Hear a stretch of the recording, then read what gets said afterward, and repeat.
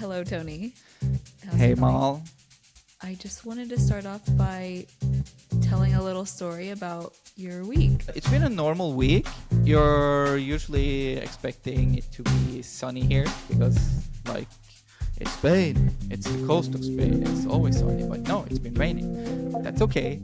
We have paraguas, like umbrellas. We have raincoats. And this week, I've also been a bit more structured in my way of working, getting up a bit earlier, not being crazy about sleeping hours or the siesta or anything. So I feel like a proper adult. And did you do anything fun in this week? If I did anything fun, yes, there was carnival. It got a bit amputated with, again, it was raining. My plan with a friend was to go out in the middle of the day. We were gonna see some desfiles, some parades in the center of Alicante, the city where I'm living. But with the rain, we were like, meh, let's just wait it out. And then we waited a bit, and then we went into the center. She dressed up as a cheerleader. I dressed up as a modern day tall smurf, which, by the way, is called a pitufo here in Spain. But looking back at the photo of myself, I looked more like a wannabe member of the Blue Man Blue Group. Man Group. But most people took the But you have pitufo. hair. I have You have to hair. be bald. To be bald, yeah, I was just blue. Maybe I was just suffocating. Like I didn't have the white hat, I didn't have the white pants. I just tried to dress up as blue as possible, and then paint my face blue. But it was fun. People said "Pitufo." Is Carnival like Halloween then? No, Halloween. My main, uh, like the main way I distinguish between them here, without focusing on the parades. Halloween, you dress up scary. Carnival, you dress up fun. That's the main way to distinguish between them. Okay. And is it for kids? Because I know a lot of kids are dressing up, but I didn't know if adults did that. So the program in the center of Alicante was from 5 o'clock to 8 o'clock. There was entertainment for kids, and then from 10 o'clock until 3 o'clock in the night, they had like open bars where they had placed in the street. They shut down a couple of the main streets, and then they set up bars there. And everybody was wearing a costume? No, not everyone. A lot of No. people, but not everyone. No, I would say 1/3 of the people that I saw. We ended up at a house party in the center of Alicante. We went there, and everyone there had a costume, actually. So it was fun. Drank a lot of vermouth that evening. Yeah.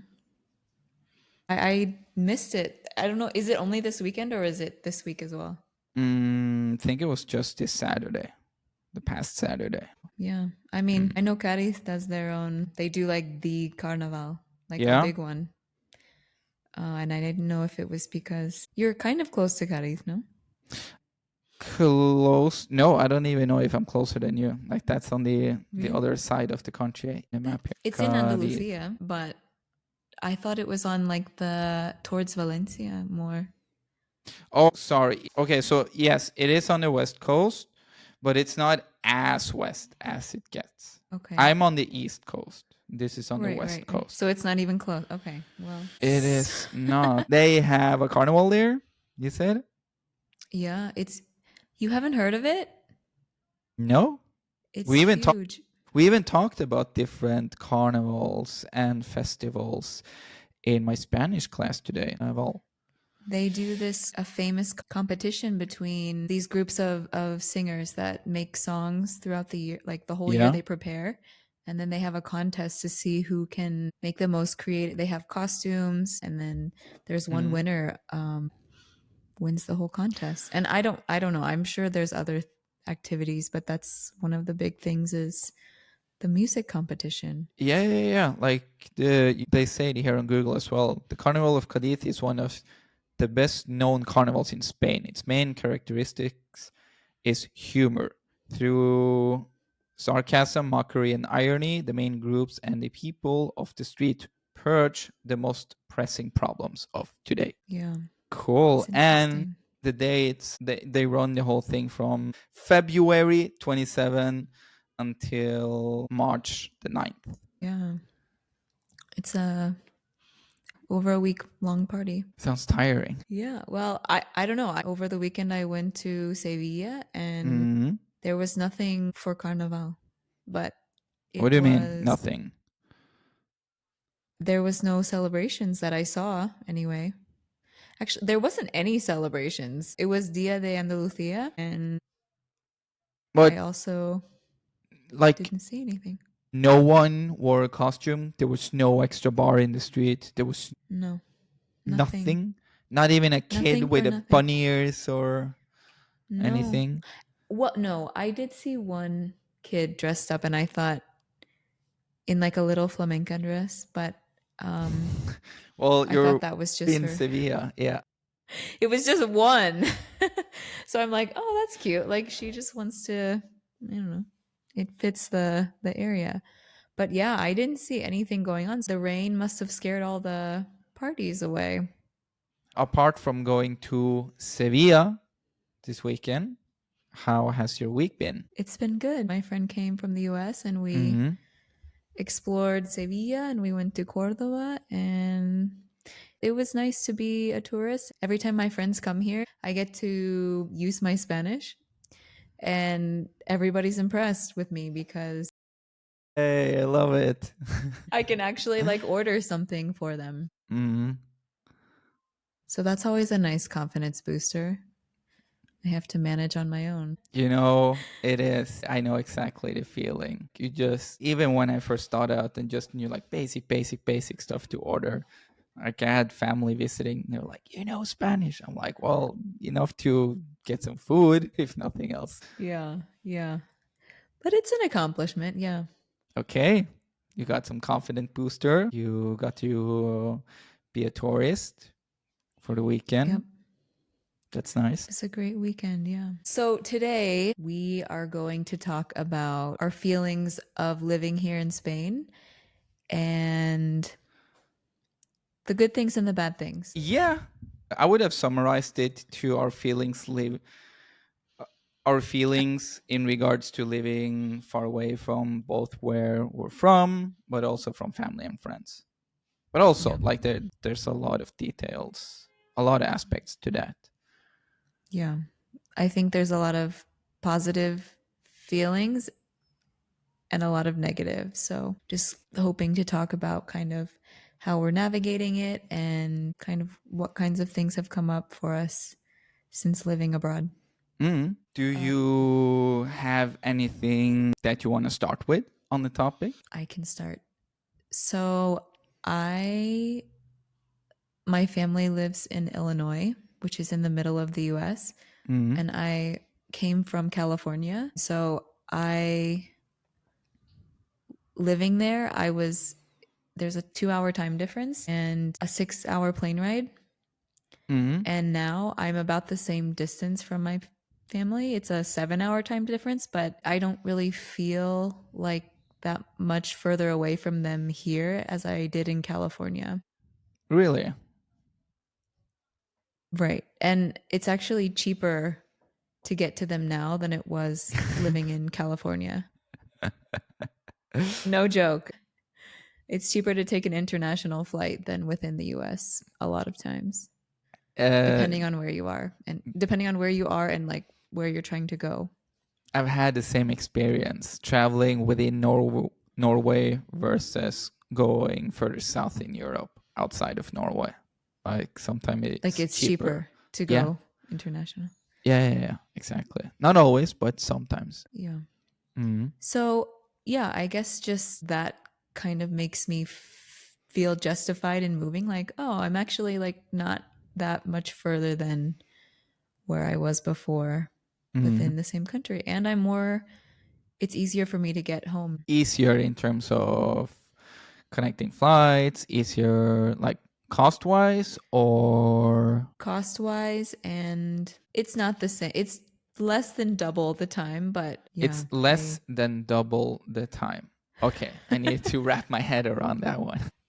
so it would take me like, it would take me a full day. So I guess in the end, Mm. it's, it takes me a full day now and it would take me a full day then. Okay. Just less than, I would lose a day basically. So in my mind, it's not that different. It doesn't feel that different either. Right, right. And do you feel far away from home? There's a Spider-Man movie called the same thing. That was the first thing that came to my Far from mind. home? Yeah, or Far Away from Home. Yeah, the second with Tom Holland. Highly recommend it if you haven't seen it, by the way. I love Spider-Man. So you mentioned that living here doesn't feel that different than living quote unquote far away from your family or where you grew up within the US. I have been going a bit back and forward on that feeling on living far away from my family inside of Norway versus living in a different country. For context, I'm from the northern parts of Norway, a small town called Røsvik, outside of a city called Bodø, if someone is wondering. And I lived 10 years on the west coast of Norway, meaning quite a bit further south where I'm from, which means and that was another small town, which meant that I always had to take connecting flights when I went back to visit my family, at least two. And if you look at the tickets, At least two? I mean one layover. So like one Oh my plane, then the second gosh. plane. Yeah. Yeah. If you look at the costs of taking those versus flying down here, like obviously it depends on high season, low season, what day of the Right. week. Pre-COVID, after COVID, that has changed a lot. But when I came here, that was before COVID. There were, yeah, you could totally justify it the same way as you mentioned it, like the costs, that Accessibility, right? accessibility. Now, Mhm. after COVID, and especially during winter, it's not the same. Like you're able to find connecting flights on weekends, but if you look at weekdays, always the layover is like you need to spend the night somewhere. So it's not that connected anymore. But I am still within the same time zone as my family. The clock is the same in my hometown as it is here in Alicante. Yeah, That that's is, nice. it is. It's very convenient when you're calling or you're mentioning an hour. It's just the same. And last year, I spent a month in Mexico City. And just that 1 month, it really opened my eyes to wow, just being in Europe, like being from Europe and then in another country in Europe, it's really not that far away. Like it's truly, truly convenient. And what you mentioned about traveling, like going from A to B the same day. Like again, I'm from a small town, so there's some traveling after I arrive at the last airport, but you can go there. But it does play a factor when you're considering. I can't just drop by, but like Yeah. I can't just like jump on a cheap ticket or whatever. Like I always need to plan it a bit. Had they lived in a capital of Norway, Oslo, I could have done that. Then it would be super easy to, oh, there's a cheap ticket. Let me just go there this weekend and visit them. Like jump on the bus to the airport and then take a plane. That's not the case. Someone needs to come pick me up there at the last airport. And how far is driving from like where you grew up versus where you lived for when you were living in When I Norway? lived on the west coast Further. of Norway, 16 hours. Yes, 16 What? hours. And for some contexts, we're talking from a fjord to another fjord. So despite you have some main roads, it's really cumbersome. Like it's not like just a straight line going from A Yeah, to B. sure. It's like a kid went maniac on a piece of paper with a crayon. That's how the route looks. And you only go 80 at top, 80 kilometers an hour as well. So it takes a while. 16 hours. Yeah. And the length, it's almost accurately 1,000 kilometers. Wow, I did not know Norway was that big. It's not that big, but it's very long. Like it's kind of Yeah. stretched out. Like it's a long coast. I'm not So good with geography, but me neither. Unless I've been there, I have no idea what people are talking about. okay, well, that's crazy. So I hope that kind of paints a picture on like how it felt a Yeah. bit cumbersome going back to my family, visiting them, despite I was still living in the same country. So you would never make that drive. You would always fly. A few times I made the drive, but yeah, I don't know what I did most, if I drove or took an airplane, because it's pretty expensive traveling by air, but it takes you 16 hours to drive there. So it's like cost versus time. Like it kind of Yeah. depends. It does.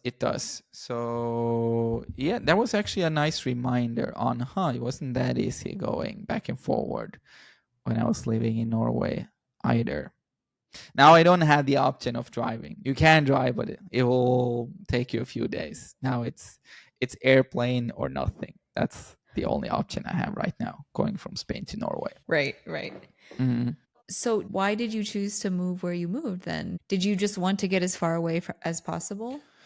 No, it was pretty random. Like the short version is from the north of Norway.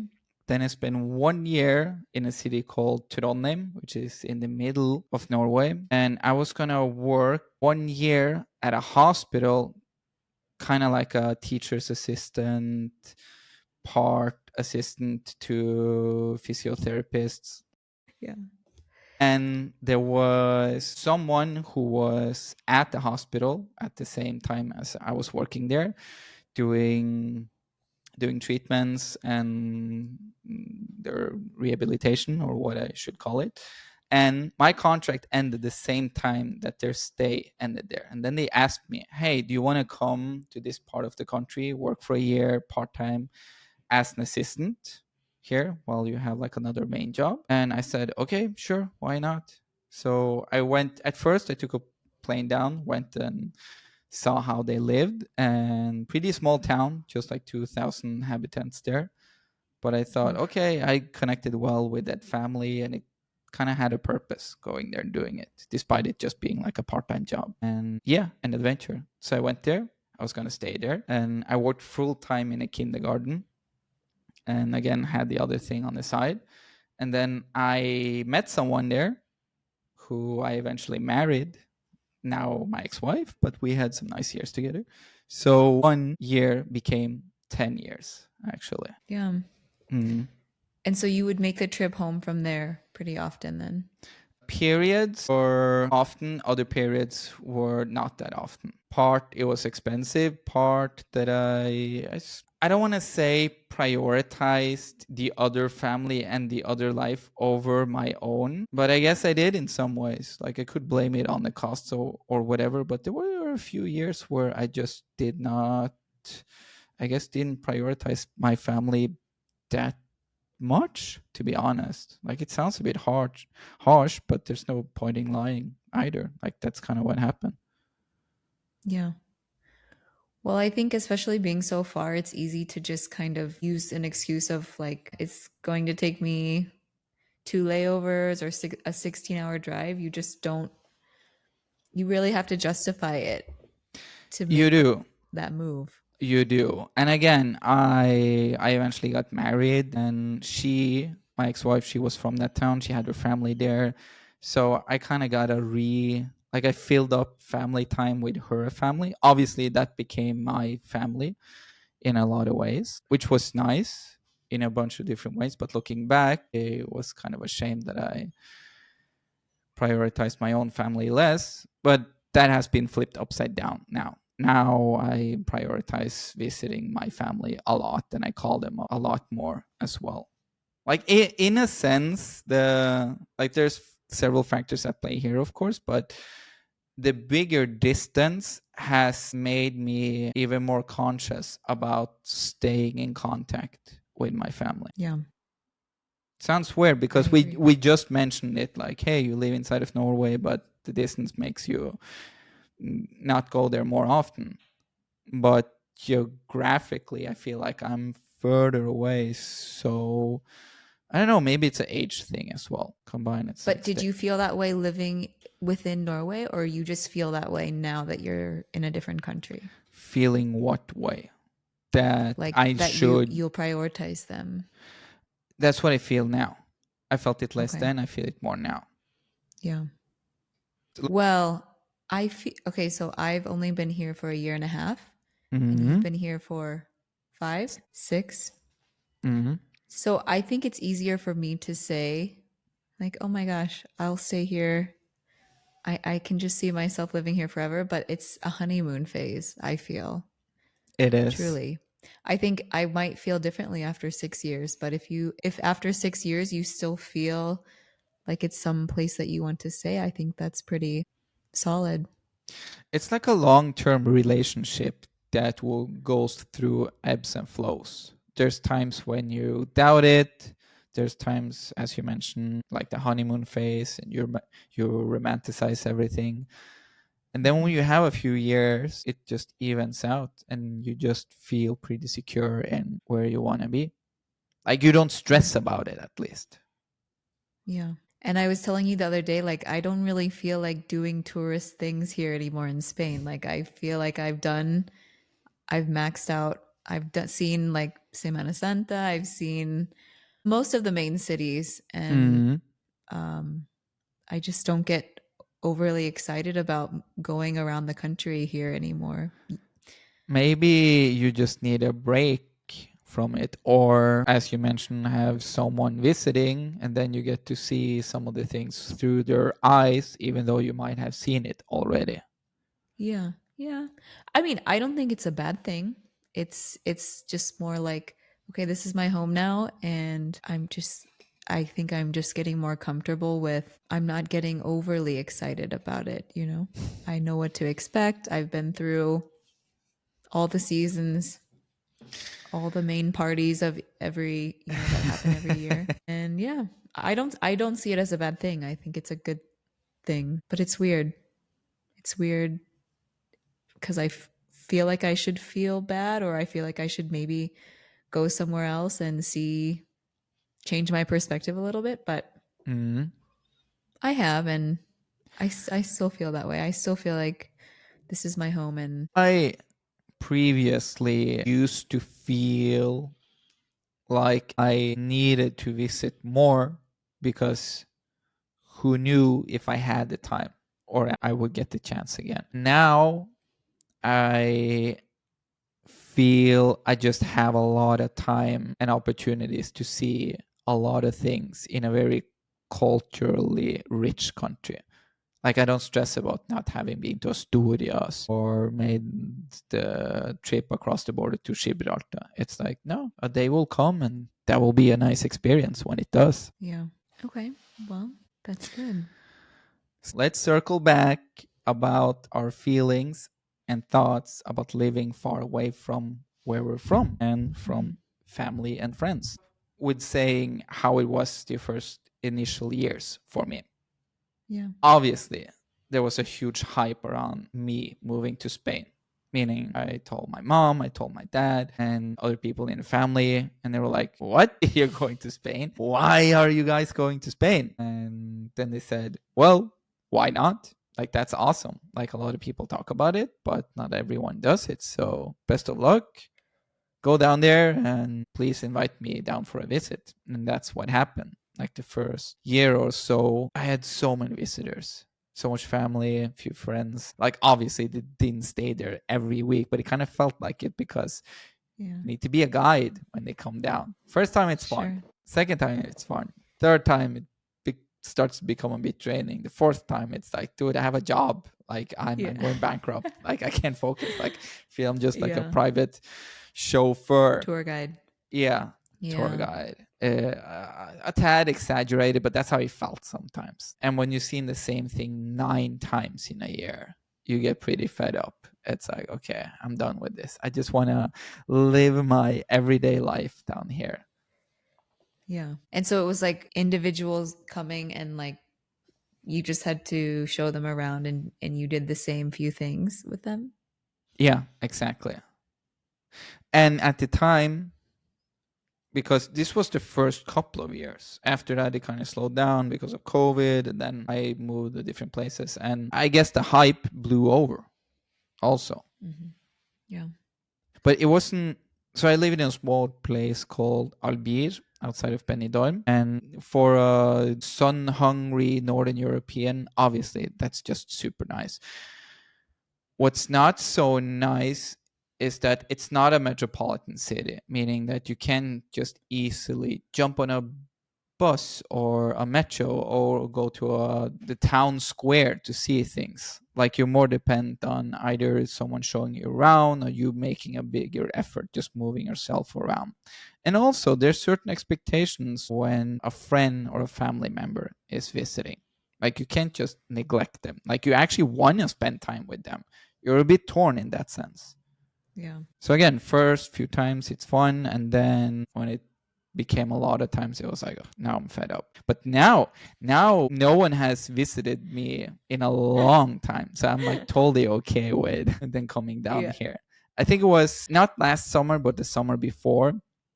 Then I had a lot of visitors at once in like one go. There were one, two, three, four, five, six, seven, 8 people visiting. Obviously, not living at my place. They rented another one. But still, you Uh-huh. need to be attentive and do Yeah. things. Exactly. That's interesting. My parents, I thought for sure that they would want to come visit me because before I even moved, they as soon as I told them, they got a passport Yeah. because they knew they would possibly need one. And now they tell me that they don't really want to come. Wait, what? But have they visited you? Or No, no. no?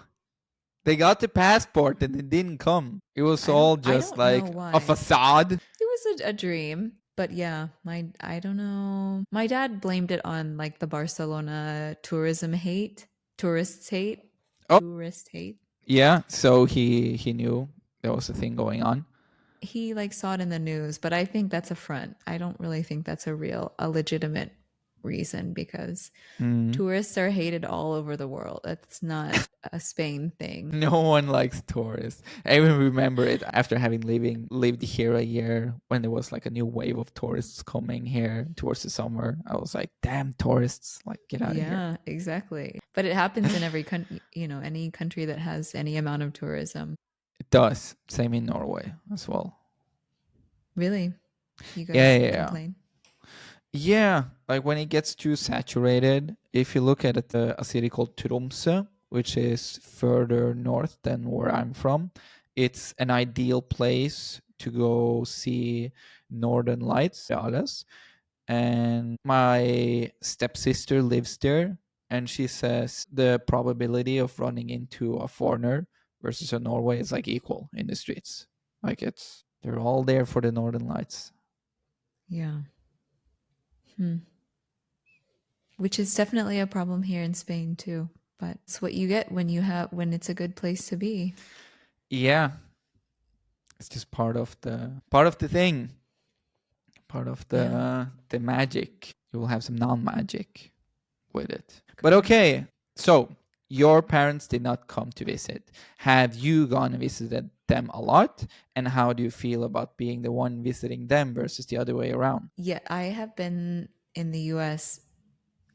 So I've been here a year and a half. I've been in the US for I guess only twice, but for 3 weeks at a time. Oh, So really? Those are it long felt like stays. I was there. Yeah, it felt like I was there for, or maybe 2 weeks, Hmm. but 3 weeks sounds, I like to be a little dramatic. It was more like 2 weeks, Yeah. just being with them, not like seeing my friends. So yeah, I've seen them quite a bit on their turf, on their terms, and I think they're happy about it. Okay, at least they're pretty straightforward about it. Do they often look at their passports? Like they're proud that they got them It's or collecting dust. yeah. I don't mind, especially because I'm not going home. We're like traveling within the US. Hmm. And so we always choose places that are different and places that I haven't been, you know. Where you meet up with your parents when you go back. That's what you mean. Yeah. Yeah. Yeah. But yeah, now that I'm here, I think going home at least once, maybe twice a year is enough. And it's actually the same, if not more, than what I saw them when I was living in California. Mm. So I don't feel bad. I don't feel any different from my life before Spain. The only That's difference is the time zone difference, and it's hard to talk how to many them sometimes. how many hours difference is there? 7. 7? 7. Yeah. So by the time I'm ready to start my workday, they're like just waking up. But we talk about the same, we see each other about the same. And so I don't really feel bad. But at the same time, I know that my parents are aging. And every time I see them, because I don't see them very often, I notice how much they're aging. It's kind of hard to watch. That And it does make me feel guilty a little bit living so far from them. that But yeah. is something I've thought about, but not consciously. Being away huge amounts of time, like say whether it be 6 months or a year between when you see someone. If it's a kid, obviously it's like, oh my god, you've gotten so tall. But Yeah. and that's past nice fun thing, and you can laugh about, oh, I'm getting older, life passes by so quickly, blah blah blah. And Yeah. then you look at your aunt or your mom, or if you have grandparents, and they're getting older quickly, Hmm. quickly or not, but you see the progress. It's not the same when you see them every day. It is like, for me, it can trigger several kinds of feelings, some more positive, some less, like I don't want to say negative, but like less positive, say it politely. Some people, they don't change. It's like you're exactly the same, you're just a tad more wrinkled. And then other people, they have just let themselves go completely. And I'm like, oh my god, do people see me the same way? It's like, stop getting older, because when you're getting older, I'm getting older, and that's not acceptable. Yeah. Yeah. And I uh, think with kids, especially too, like I have friends that have kids that I missed. Like I remember them being born. And then when I'm living here, like I look back and now they're like talking or walking or, mm, you can really notice it too with kids that you you're you, missing like all the milestones. Yeah. you are. So I recently went to Norway. Like, I was there for Christmas, spent that with my family 2 3 weeks. And then I recently went up there to participate in the funeral of my grandmother.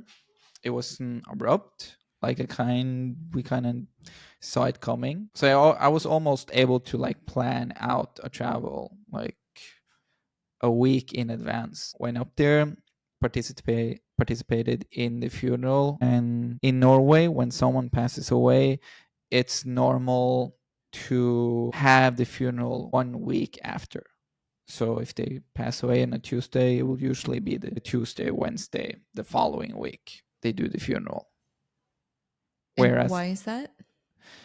I don't know, It's just a tradition. it's what they do. Whereas here in Spain, it's the following day. And I assume that's because if you go back 100 years, here in Spain you had the heat, at least here in the south. So you needed to do something with the body. Whereas if you go up to Norway, depending what time of year, you could preserve the body for days without any problem. Like, Hmm. obviously now they have facilities and modern day procedures, but yeah, they put the funeral 1 week after. So I bought the plane ticket, went up there, participated in the funeral, but equally important, if not more, was just to show the presence, like, to my family, like, hey, I am here, like I want to be here when things happen. Like, depending on who passes away, like if you're not there, okay, you that person won't see you there or not there. Maybe you're able to meet the same family members in other occasions, other events, whether it be a confirmation, baptism, wedding, whatever. Now I look at events like that as like grand opportunities to meet a lot of family in a short amount of time. Hmm. Yeah. Had I not gone there, no one would have judged me. My family, they understand completely that it's both an expense and an investment for me to come traveling up for an occasion like this. So no one would have judged me if I didn't go, if I hadn't gone, but I would have felt pretty guilty as well if I didn't go. So it was part for that reason as well. And as you mentioned, like guilt, we kind of touched upon it earlier. You do feel guilty when you live far away from your family. because things go down and you're not there to help out on a short notice. But we're in a privileged situation so far that we're fairly young and we're not the oldest generation. But it was something I reflected quite a bit upon when I was up there. It's my dad who's the oldest. And you just start thinking about things the way he and his siblings, my aunt and uncles, were taking care of my grandmother. And now it's the next generation. So I have siblings, but like it's not a given that they're gonna take care of my dad if he needs it, and I'm just gonna run around on the beach here in Spain being super happy. Like I can't just write that off. You start thinking about the future. Like, can I allow myself to keep living here in Spain when I have parents who get older and they do need someone to look after them? Like, I don't know, like maybe the world changed. Maybe they're not able to be at a caretaker home for some reason, or maybe something happens with my siblings and then I'm the one who needs to go up there. You those questions needs to be addressed. Like, it does mean that I need to lie awake at night starting now, Right. thinking about that at some point. I should be conscious about it. And Yeah. I assume a lot of people who live abroad, they think about those things. Yeah. So, is it normal to put your parents into a home in Norway? It is, and it It's has not been. seen as like bad. No, like there's different degrees of it. It's like, to what degree does someone need to live in a caretaker home? Like, you have hybrid solutions where they live at home, but someone from a nurse contracted by like local town hall or whatever institution connected to it, they will come, for example, to your house every day with food and do like the nursing services at home. So you keep living at home while you do it. But the numbers are not adding up for the future. Like, there will be such a huge wave of old people in the future that, with like, the numbers are not adding up, meaning like who's going to take care of them in the future. Like, there's just Right. not enough The nurses. baby boomers, right?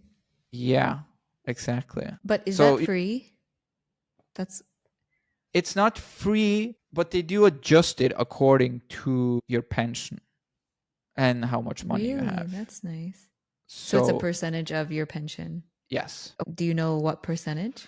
I don't remember. No, and I actually think it depends on what part of Norway you live in. But in Okay. terms of cash, someone with a minimum pension will pay less than someone with a pretty high pension, and they get the Sure. same service. Right. That's nice. That's Yeah. how it has been explained to me. There's probably a lot of nuances to this. But yeah, it varies Yeah. from place to place and person to person. Yeah. European life. It's the US does not cater to older people. Yeah, but again, we don't know what the future holds. Maybe, and like my parents, they're so young. Like, they're just 18 years older than me. So for all I know, we're going to be at a nursing home together in the future. You never know.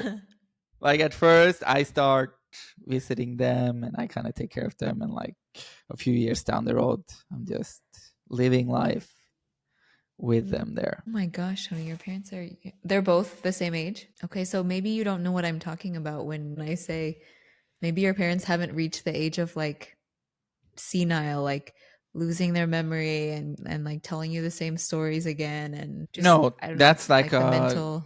yeah, that's like a grandparent thing. But there's other people in my family, and there's been people outside of family, but like I have close relationships to others. So like there's mixed generations, you could say. Just because my parents are young doesn't mean like I haven't had insight to Right, that you're part of aging on a close hold.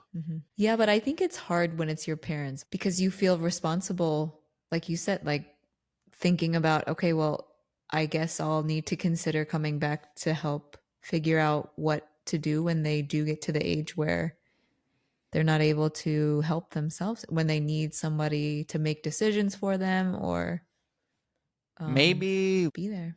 yeah, maybe that day will come. Maybe that day will never come for different reasons.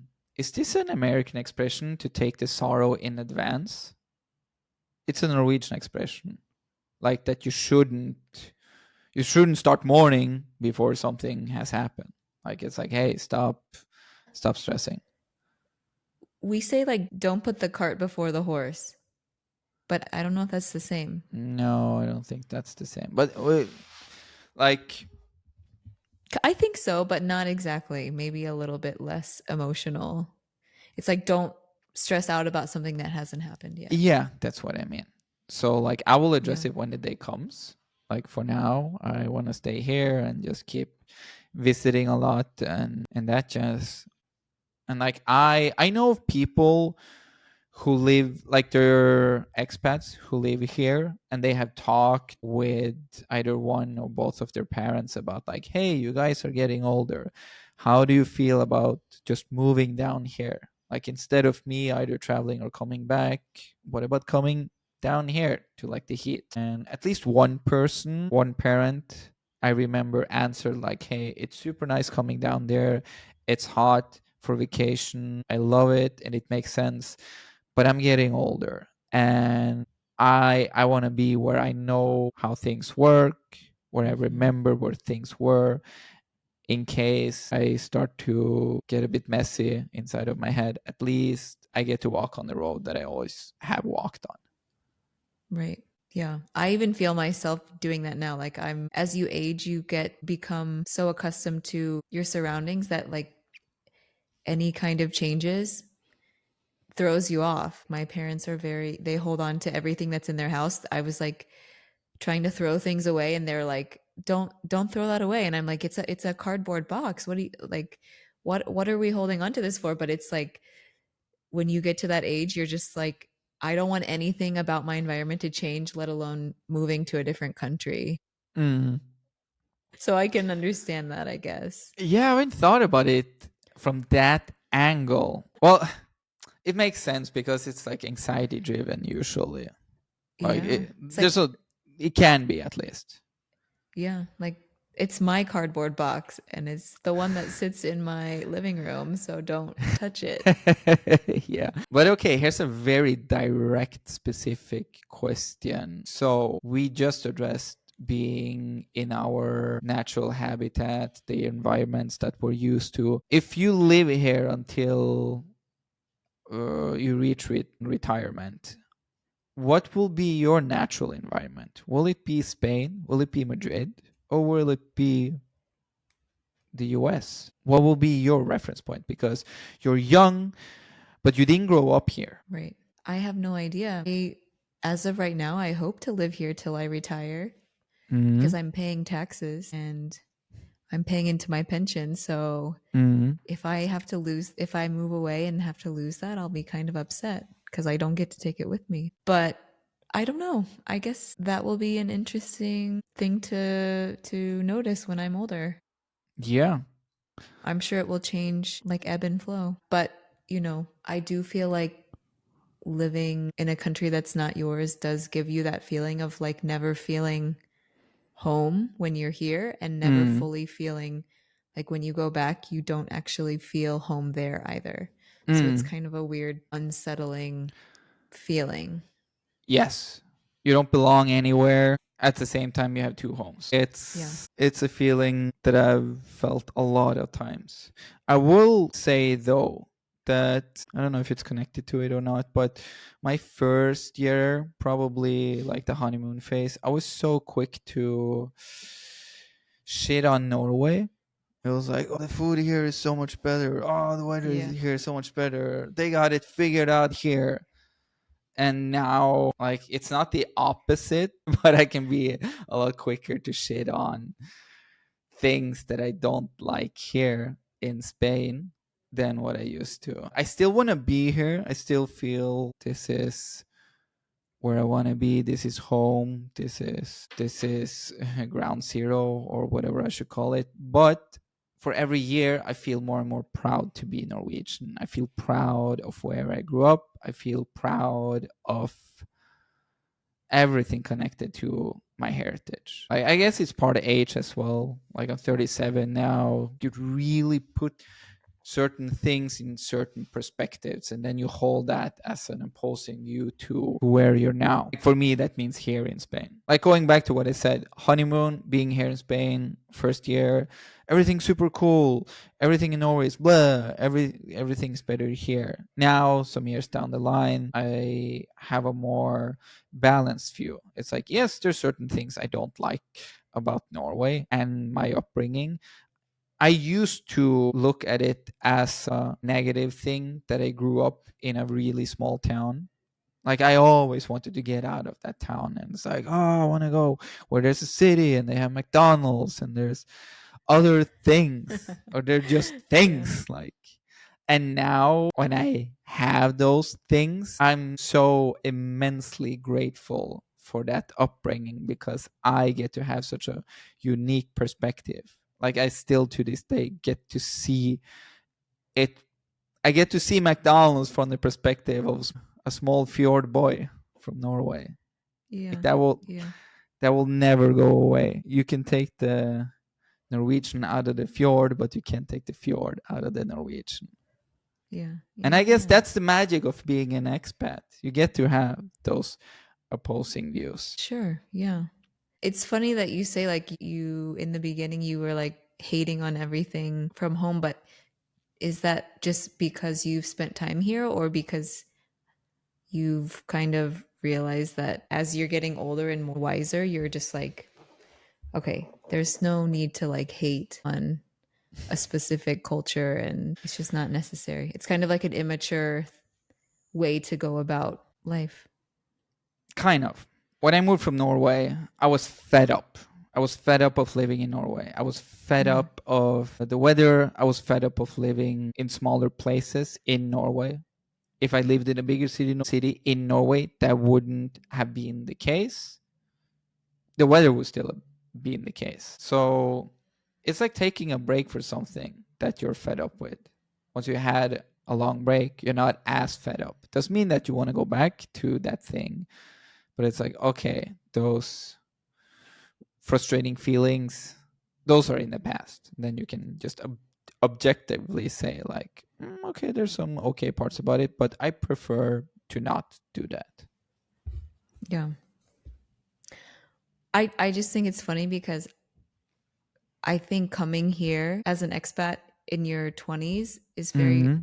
as a very different experience than coming here in your 30s, right? So had you came here in your 20s, maybe that would have changed. I mean, definitely it would have changed kind of how you progress. And I guess for me, coming here after 30, I'm like, it's hard for me. I feel like it might have been easier for me to acclimate if I had been 20, because at 20, you're just like, whatever. You don't care about um, like looking stupid or sounding stupid. And in your 30s, you're more like sure of yourself Mm-hmm. and what you want. And then all of a sudden, you get to a different country and you have a different culture and you have a different language and you're just like, I don't know. I think it's a more difficult transition. It can be, as you said, when you're in your 30s. No, when you're in your 20s, it is easier to adapt. But I actually feel that I kind of, in my 30s, have lived a life like I was in my 20s here in Spain. After me and Mike split up, I was in the beginning of my 30s and living here in Spain. The first year or so, I was really conscious about age. I even felt I was older than what I was, partially because I lived a fairly calm, grown up life previously to that. And then I came in contact with several people down here in a town outside of Alicante, where I lived for a couple of years. They were some in their 20s, several in their 30s. They were living a pretty young life. And that was a nice contrast to what a lot of my friends from Norway were doing. Like almost all of them have kids and have a pretty stable life.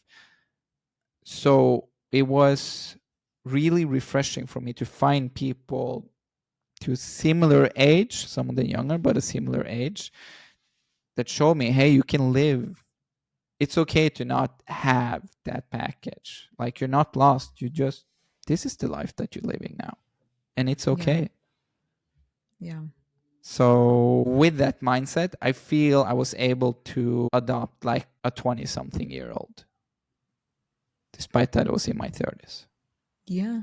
That's awesome. That's that you probably wouldn't have had if you were still living in Norway, I don't right? think so, no. At least Yeah. not in the town that I grew up, nor in the town where I lived 10 years. No, I don't think so. I Well, don't think life so. gives you what you need. I guess so. I Yeah. guess so. And that's a nice contrast to the guilt that I mentioned about living far away from my family and not being able to give a hand when things are needed or watch some cousins or nieces and nephews grow up the same Yeah. way. Well, I feel the guilt too, like you, but I also feel like I am actually better from a distance. I think I'm a better daughter living here How so? because I'm happier. Just like I was pretty unhappy in the US, just like you, I was kind of sick of it. And I think that if you don't find your own happiness and you don't follow what you really want to do, and especially if you're able to make that kind of a change or move, you start treating people in your life differently. Maybe you're just not as pleasant of a person. I feel like you have to take care of yourself first before you can show up for your family. And yeah, just I guess like specifically I was just feeling like what am I doing in San Francisco? I can't afford to buy a house here and I'll never be able to afford a house. And I want to like have a purpose, I guess, and I don't have kids and I don't have a husband, so like I need to like make a next like go somewhere else and do something different. Mm. And I think I'm just a more pleasant person to be around for my parents. At least I think so. I don't know if they feel that way, but and especially if I were to be living at my parents' house or near them, I just don't know that I would have the same demeanor. I don't know that I would, of course, I would see them a lot, but I don't know that the time that we would spend together would be as meaningful at least for me. I can relate. I am a lot more conscious now about the time that I spend with my family than what I used to be in the past. That's good. There's a lot more quality around it. Yeah. Yeah. So the conclusion is there's no perfect solution. Correct. No, I think I'm happy with, and I think you should be too, like with where we're at and just knowing that it's possible that we'll have to go back at some point. Well, everything's changing in life always. You never know when you need to move for whatever reason. If it's family, if it's work, sometimes you need to do grandiose changes. Yeah. So I'm just going to try and keep on building my life here. And whenever I need to change something, okay, I will change it. That's it. Yeah. But I hadn't actually thought about what I would do when my parents got to the point of needing help. So now I'm like, oh, shit. Yeah, I haven't thought much about it in the past either. But again, after the funeral of my grandma, yeah. Yeah.